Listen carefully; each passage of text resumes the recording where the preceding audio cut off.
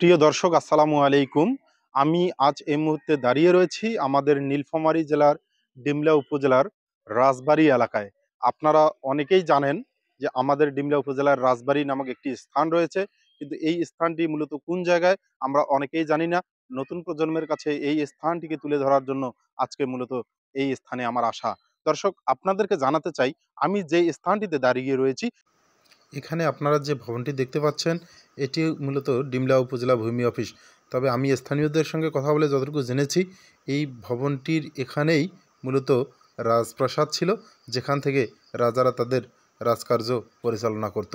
দর্শক, আপনাদেরকে জানাতে চাই, শতবর্ষ পূর্বে এই স্থানটিতে যে রাজপ্রাসাদ ছিল, বর্তমানে তার কোনো অস্তিত্ব নেই এবং এই স্থানটিতে নতুন ভবন তৈরি হয়েছে, যেখানে উপজেলা ভূমি অফিস কার্যালয় হিসেবে পরিচিতি আছে।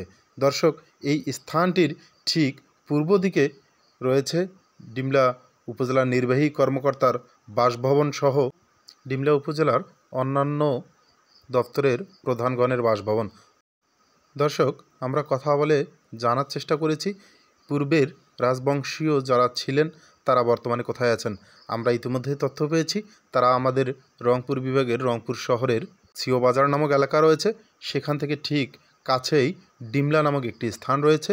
বর্তমানে তারা সেই স্থানে বসবাস করছেন, এমনটি জানিয়েছেন এখানকার কিছু প্রবীণ স্থানীয় ব্যক্তি।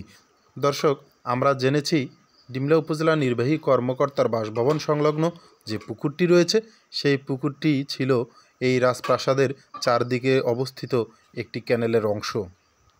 মূলত আমরা যেই স্থানটিতে দাঁড়িয়ে রয়েছি, এই স্থানের ঠিক দক্ষিণ প্রান্তে একটি পুকুর রয়েছে, যা রাজপ্রাসাদের ঠিক একটি ক্যানেলের অংশ।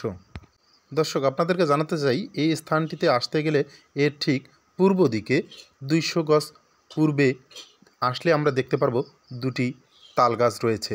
আমরা জেনেছি এই তাল গাছ দুটি ছিল এই রাজপ্রাসাদের প্রধান ফটকে। এই স্থানটির ঠিক দক্ষিণ প্রান্তে একটি শতবর্ষী বটগাছ রয়েছে।